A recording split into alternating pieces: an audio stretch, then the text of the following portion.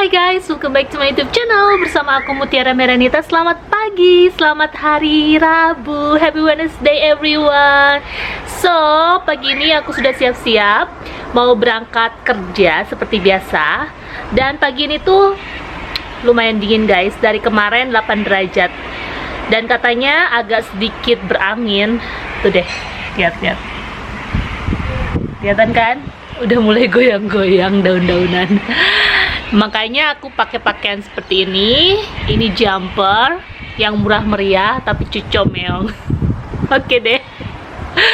Penasaran bakal ngapain aja aku hari ini? Yuk tontonin terus ya YouTube channel aku, video aku kali ini. Jangan lupa untuk like, share, comment, dan subscribe.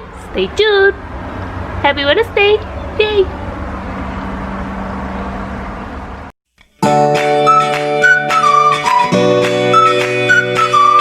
Biasanya pagi-pagi tuh aku sarapan pagi sambil nonton TV, terutama berita. Apalagi perakiran cuaca tuh 10 derajat, 18 maksimumnya. Jadi hari ini tuh agak sedikit windy, makanya aku harus memakai pakaian yang hangat. Tentunya aku bakal pakai coat favorit aku ini karena tebal banget dan panjang.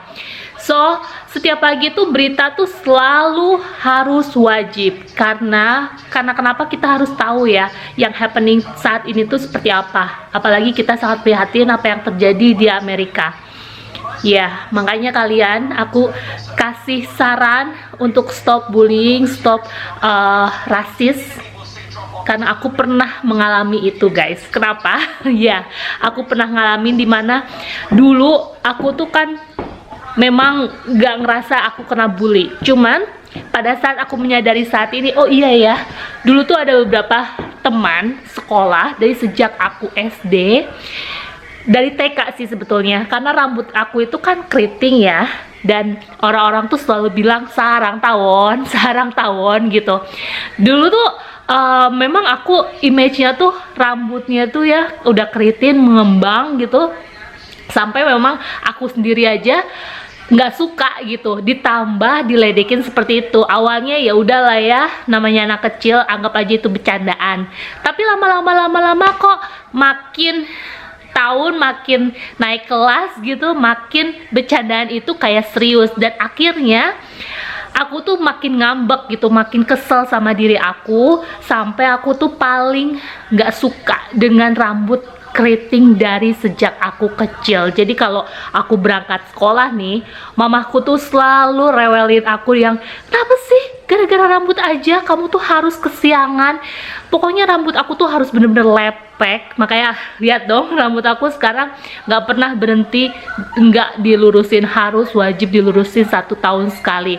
Jadi semenjak aku umur 12 tahun ya, pokoknya kelas 6 SD itu aku udah mulai mengenal pelurusan rambut yang di rebonding, yang pakai satu layer yang begitu berat dari pagi sampai sore. Untungnya mamaku punya salon guys, jadi aku bisa melakukan pelurusan rambut itu di salon aku sendiri gitu. Dan staff mamaku tuh waktu mamaku masih buka salon gitu, mereka bilang untung ini anak majikan ya. Aku masih inget banget. Kalau bukan soalnya aduh penuh story sih rambut aku ini. Jadi kalau kalian yang pengen dengar cerita aku mengenai rambut aku, please comment in the below, nanti kita buat videonya secara khusus. Dan historinya menarik banget. Penasaran seperti apa? Nanti deh ya, kalian komen di bawah kalau kalian pengen tahu cerita rambut aku itu dari mulai keriting sampai dilurusin sekarang, sampai nggak bisa lepas, harus dilurusin. Dan kenapa aku tuh sebelnya begitu banget gitu. Selain aku kena bully gitu kan, udah rambut gua keriting, bisa dianggap sarang tawon, nyebelin gak sih ya kan. Jadi dulu tuh aku langsung image-nya tuh yang, oh Mutiara yang keriting itu si kribo sarang tawon, bayangin. Oke, pagi-pagi udah ngomel-ngomel itu nggak baik. Jadi makanya aku mau sisihkan dulu, dan itu udah long story banget, udah cukup lama banget, udah aku laluin, ya udahlah lupain aja, atau itu masih kecil. Dan meskipun efeknya, berdampaknya sampai sekarang masih tetap selalu ingat, dan itu tuh nggak baik buat aku juga. Cuman ya gimana lagi ya, namanya juga kita udah ditakdirkan seperti ini. Oke deh guys, so stay tune terus di YouTube channel aku, ikuti terus vlog aku kali ini ngapain aja. Stay tune. A few moments later. Hai guys, aku masih di kantor. Kebetulan jam sudah menunjukkan 4.45. Sebentar lagi aku selesai kerja. So, stay tune terus di YouTube channel aku.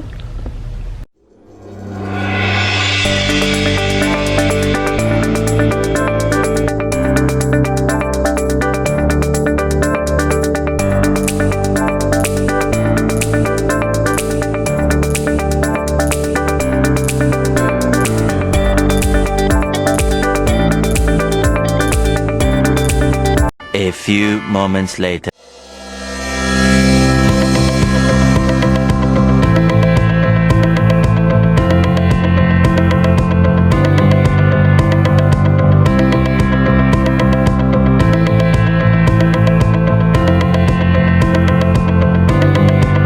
Hai guys, nah aku udah sampai rumah. Jadi hari ini tuh gak banyak aktivitas yang signifikan banget, cuman kerja, makan siang. Tadi makan siang pun aku sebetulnya pengen share ke kalian, tapi karena kita satu sama lain saling curhat gitu sama rekan kerja aku, jadinya aku kelupaan deh untuk nge-vlog. Tapi nggak apa-apa. Dan sekarang aku udah sampai rumah. Udah jam berapa ya? Jam 6 ya. Jam 6 udah mulai gelap. Bahkan kalau winter itu jam 5.05 atau 5.10 tuh udah matahari tuh udah tenggelam gitu, udah sunset. Nah, di sini aku bakal sedikit cerita. Karena kenapa? Karena pada saat tadi aku di kantor, aku kan suka chattingan ya, suka WhatsAppan sama mamaku. Dan kagetnya tadi tuh mamaku bilang bahwa bapak tiri aku, mungkin kalau kalian pernah dengar, aku tuh punya bapak tiri sebelumnya. Jadi pada saat aku ditinggal meninggal sejak kecil oleh bapak kandung aku dari tahun berapa ya, pokoknya waktu aku kelas umur 6 tahun deh ya, pokoknya udah lama banget deh. Pokoknya itu membuat aku apa ya, kehilangan sosok seorang ayah. Lalu pada saat itu aku memang dibesarkan oleh almarhum nenek aku, almarhum uwa aku, dan 5 atau 10 tahun kemudian atau beberapa tahun kemudian, aku lupa juga pastinya kapan, mamaku juga saat itu benar-benar single parent, benar-benar menghidupi aku sendirian gitu, dan ketemulah dengan pasangannya. Dan kenapa aku nggak banyak cerita mengenai bapak tiri aku, karena mungkin ada sisi dimana kita saat itu bahagia, dan di sisi lain endingnya nggak enak. Sedikit cerita aja tanpa aku pengen membuka luka lama lagi. Jadi pada tahun 2010 ke 2011 itu masa-masa jatuhnya aku sama mama. Kenapa kita bilang seperti itu? Karena bencana yang kita hadapi itu dahsyatnya luar biasa. Mungkin kalian kalau bicara ya pengen dong di-share gitu, masalahnya apa sih, sedahsyat itukah gitu. Mungkin kalau kalian bilang, ya nih aku pernah mengalami ini, tapi mungkin kalau kalian compare dengan perjalanan hidup aku saat itu hingga ke saat ini tuh luar biasa sih menurut aku. Sedikit cerita, atau mungkin bisa panjang ceritanya, tapi singkatnya, jadi pada saat mamaku menikah dengan papa tiri aku ini gitu, dan aku mengalami dimana saat-saat bahagia luar biasa, iya sangat. Tapi pada saat itu di tahun 2009, saat-saat aku tuh lagi masa kejayaan aku ya, masa karir aku yang bener-bener aku merasakan ini loh hidup gue yang pengen dari dulu tuh seperti ini loh gitu. Saat itu aku hidup di Bali, berkarir di sana, punya usaha sendiri, dan tiba-tiba hancur pas banget dengan masalah yang dihadapi oleh mamaku. Jadi aku di Bali, mamaku di Purwakarta, dan di saat yang tepat itu aku hancur, dimana aku ditipu sama orang segala macam, terus aku sempat putus sama sama pacar aku gitu ya. Dan aku dikembalikan ke Purwakarta gitu, dan saat itu pun aku melihat mamaku juga lagi berantem-berantemnya, entah karena apa aku juga nggak ngerti, dan ternyata ada udang di balik batu juga. Dan saat itu tanpa aku mikir panjang, masa iya sih cerita sebuah sinetron bisa aku lihat dan aku alami sendiri. Dan memang benar guys, almarhum papa tiri aku itu dicomblangin oleh tetangga aku yang beda satu rumah gitu. Jadi tetangga aku itu memang punya adik di kota lain, dan adiknya itu janda, dan entah bagaimana yang pasti tetanggaku itu merebut papa tiri aku dari mama, sampai cerai, sampai selesai, sampai lupa, sampai benci gitu, sampai sebelum mereka menikah lagi itu mereka tuh selalu mondar-mandir dengan mobil. Jadi pada saat papaku meninggalkan mamaku itu semua harta, semua barang-barang kepemilikannya tuh diambil semua. Alhamdulillahnya gitu, mamaku memiliki rumah itu gitu, memiliki rumah peninggalan almarhum papaku gitu. Dan aku sedih sih karena 2010 ke 2011 itu kayak 1 tahun tuh kayak 1000 tahun buat kita, karena aku di saat itu sedang jatuh-jatuhnya. Ketidakpercayaan orang lain terhadap diri kita tuh bener-bener sangat zero banget. Aku nggak nyangka kalau ada sebuah dunia yang dimana kita itu bisa masuk gitu ke dalam dunia yang mungkin bisa mengkelabui, bisa membuat orang itu berbalik gitu. Sampai sekarang kalau kalian mungkin pengen mencari kebenarannya, silakan tanya ke tetangga-tetangga aku yang masih hidup saat ini di perumahan aku di Purwakarta. Benar nggak sih cerita aku ini? Silakan aja, karena mereka semua saksi gitu. Mereka melihat bagaimana jatuhnya kita gitu. Dan saat itu aku melihat ketegaran mamaku gitu, di saat mamaku yang benar-benar dari kita hidup puncak sampai benar-benar jatuh kayak roller coaster, boom gitu, dan kita harus bertahan gitu. Aku, mamaku, dan adik angkat aku yang autis, Aldi, dia tuh yang menguatkan aku. Sampai saat ini pun aku bekerja tuh buat mereka. Aku bangkit, aku melihat sosok seorang mamaku yang amat sangat tegar di tempat musibah yang amat dahsyat. Dia hanya berserah diri pada Allah Subhanahu wa Ta'ala, menangis dari pagi sampai malam, sholat, berdoa, puasa, sampai mama bilang, kalau nggak dibalas oleh aku, engkau putri aku, yaitu pada aku yang akan membuktikan, bukan membalas dengan dendam atau seperti orang ucapkan, tapi memang hasilnya nggak sekarang. Hasilnya nggak kayak makan cabai langsung mules gitu, tapi hasilnya suatu saat nanti mereka akan melihat bahwa kebenaran akan ada. Dan menunggu 1 tahun itu, bayangkan guys, aku sama sekali nggak ada income, nggak ada pekerjaan. Bahkan mereka berharap kita pindah dari rumah itu karena sesuatu hal lain yang di luar nalar kita tuh terjadi. Kita dibuat emosi, kita dibuat panas, sampai kita dibuat nggak betah, sampai mamaku yang benar-benar melihat sendiri, dan aku juga gitu. Ingat deh, waktu itu aku ke rumah sakit nengok salah satu tetangga yang sakit, dan tepat di seberang kami sedang nunggu angkutan umum, angkot, aku berusaha, dan mamaku berusaha nelfon salah satu ojek yang yang sering kita pakai gitu ya, yang sering kita telepon gitu untuk jemput kita, tapi beliau itu sibuk gitu. Dan si tukang ojeknya tuh, sorry teh, lagi ada ini nih, lagi ada yang nganterin gitu kan. Jadi kita nunggu angkot di salah satu rumah sakit Bayu Asih,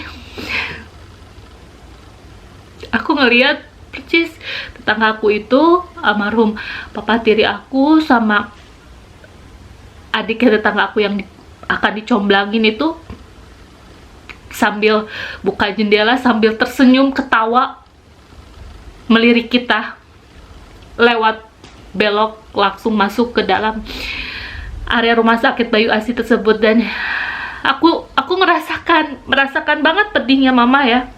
Dan bisa dibayangkan guys, sesuatu hal yang kalian bisa dan hanya tonton di sinetron dan kalian ngalamin sendiri, aku sampai ini mimpi atau apa ya gitu kan. Masa ya sih ada orang yang setega itu, padahal mereka itu berumur, udah jadi muslimah gitu ya, berjilbab, mamaku juga sama, ya apa sih yang dicari? Tapi kalau misalnya mereka tahu benar agama, tentunya mereka juga tahu perasaan gimana namanya merebut seseorang gitu dan menampakkan nyata gitu kan, sesuatu yang jahat banget ya guys. Itu sih yang membuat aku sampai sekarang gak habis pikir ada orang yang seperti itu. Bahkan pada saat itu, tenang mah, insya Allah suatu saat nanti kita punya mobil. Entah gimana, itu batin aku bergejolak, pengen nangis, pengen marah, tapi apa sih yang aku punya? Nggak ada. Kita lagi saat jatuh, sampai kalau kita curhat pun bilang sesuatu yang benar nyata itu, mereka dengan pintarnya membolak-balikan hal yang positif jadi negatif, yang baik menjadi buruk mengenai aku, mama, dan keluarga gitu. Jadi saat itu kita hanya bisa diam guys, diam, berikhtiar, tetap melantunkan sholawat, berdoa, puasa, sholat, minta langsung sama Allah gitu. Dan nggak tahu, kekuatan itu meskipun benar-benar sulit, sangat sulit, satu hari aja bayangkan berasa 1 bulan, bahkan sampai kayaknya nggak bisa terbalaskan sih, nggak bisa terbalaskan. Perjuangan mamaku itu luar biasa, sampai mamaku bilang, insya Allah kamu nanti jadi orang, entah kapan semua ini akan berakhir. Saat itu aku mencoba apply kerjaan, mendapatkan kerjaan itu sangat amat susah.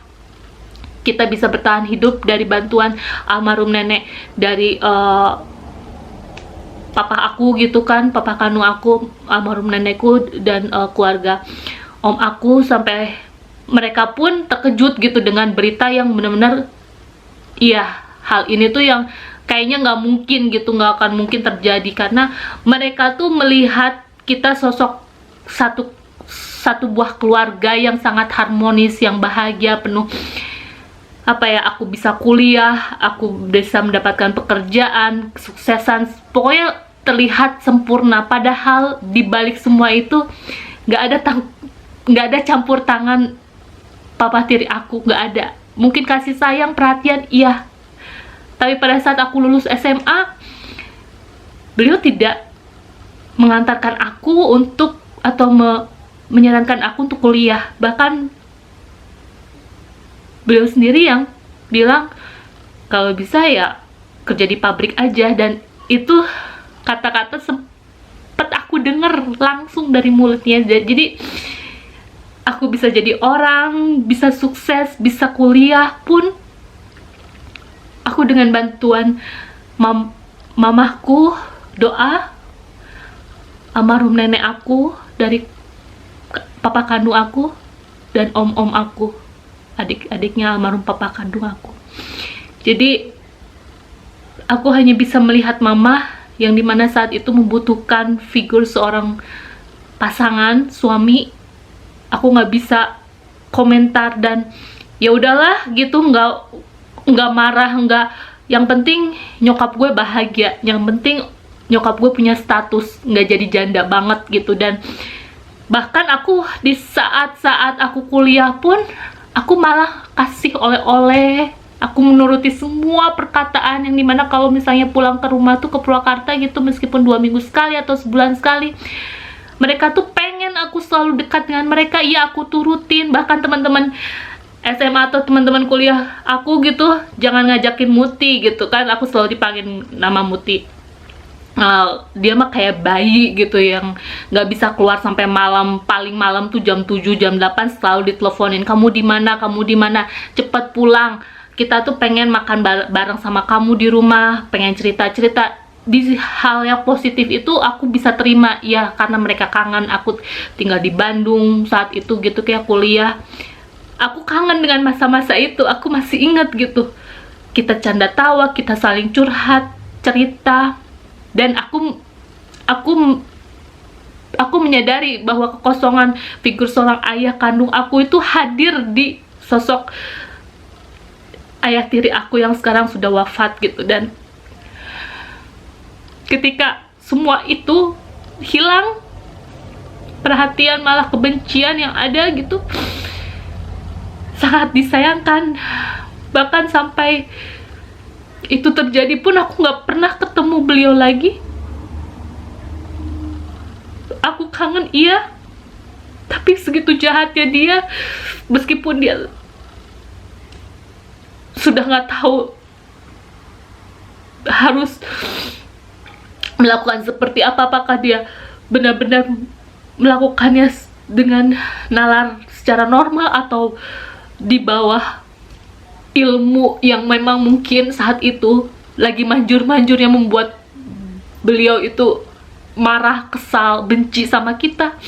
Kami juga nggak tahu. Tapi hampir mau 1 tahun aku mendapatkan pekerjaan di Kota Bukit Indah Plaza Purwakarta jadi sales marketing, dan itu puncak dibukakannya kami menuju kehidupan yang baru hingga sekarang, guys. Hidup aku memang kayak roller coaster, iya. Karena itu aku nggak pernah sedikit pun menyerah dengan apa yang aku hadapin, dan aku nggak akan pernah bisa sombong karena aku nggak pernah punya apa-apa. Aku sekarang punya rumah di luar negeri, itu hanya titipan. Punya suami bule, berikut isinya kebaikannya dia, perhatiannya dia, cintanya dia. Aku punya mobil, kolam renang, bisa jalan-jalan ke luar negeri, ke Eropa, New Zealand dengan hasil keringat aku, umroh 2 kali, mendapatkan pekerjaan di negeri yang mungkin bahasa Inggris aku juga pas-pasan. Dengan keberanian dan kesempatan itu ada, sungguh mujizat dari Allah itu benar-benar nyata. Bukan hanya kekuatan doa dari aku saja, tapi kekuatan dari orang tua itu luar biasa.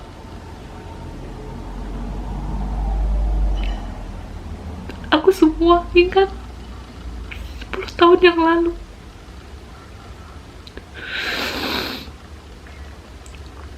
...2010 ya.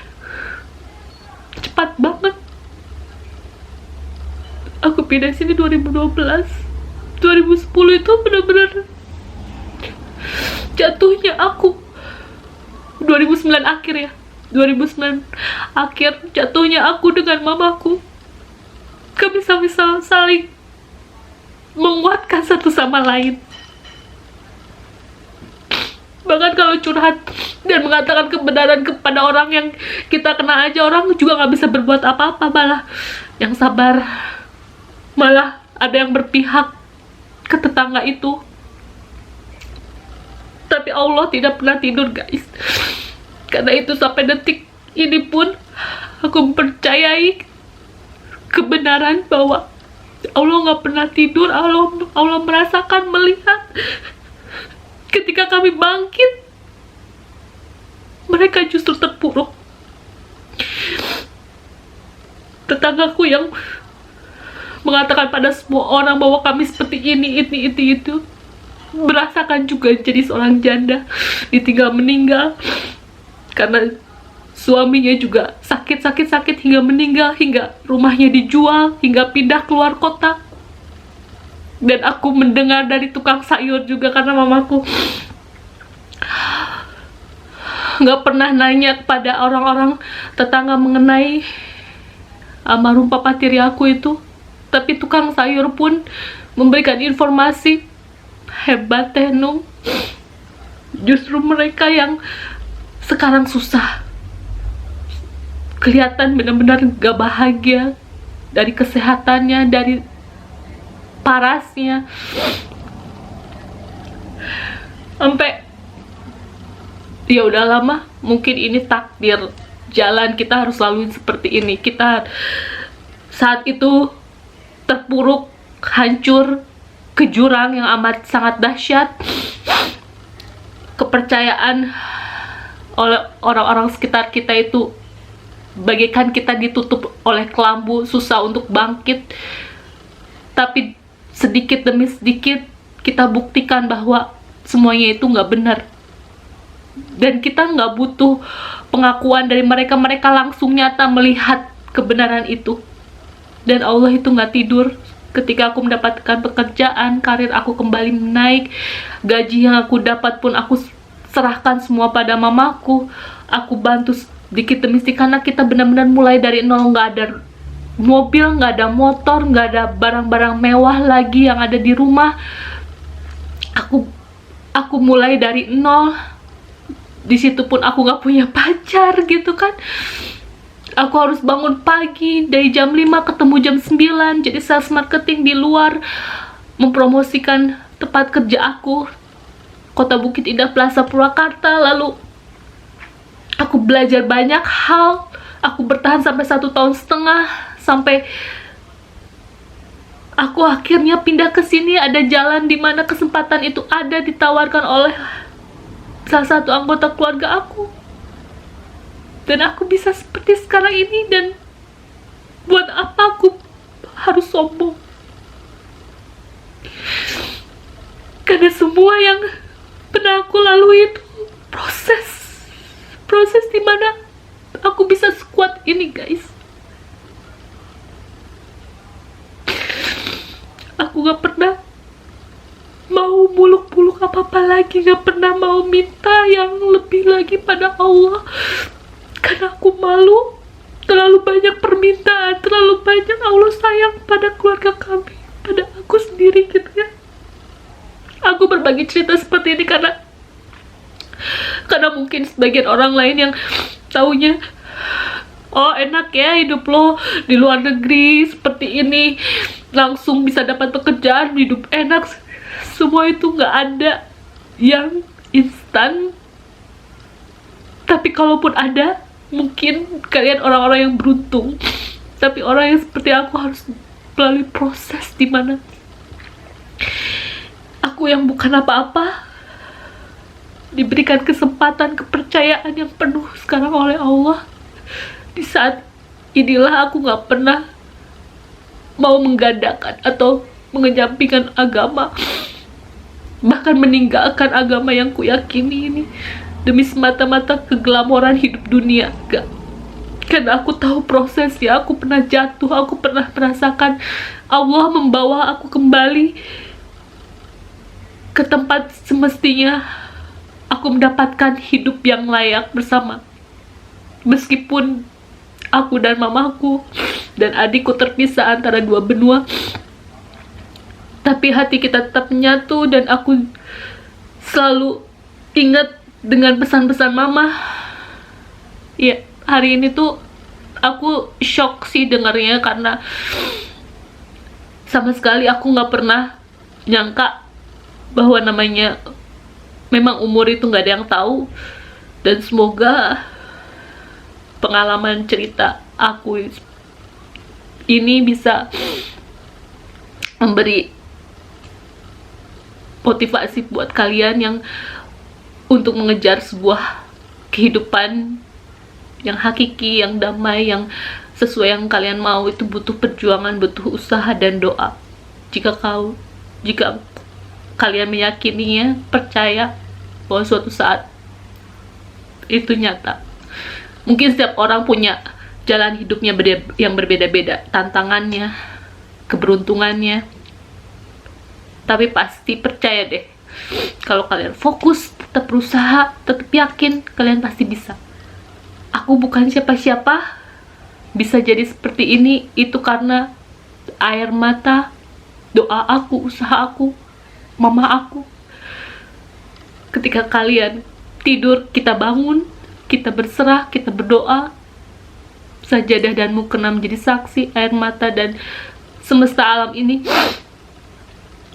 Ya, nggak ada sih yang bisa aku bagikan lagi kecuali selalu tetap bersyukur. Dan aku nggak pernah bisa menyombongkan diri aku di hadapan. Oke guys, mungkin itu aja yang bisa aku. Jadi hari ini tuh aku cukup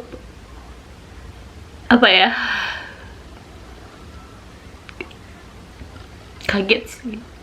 Demi Allah kaget, gak nyangka bahwa ternyata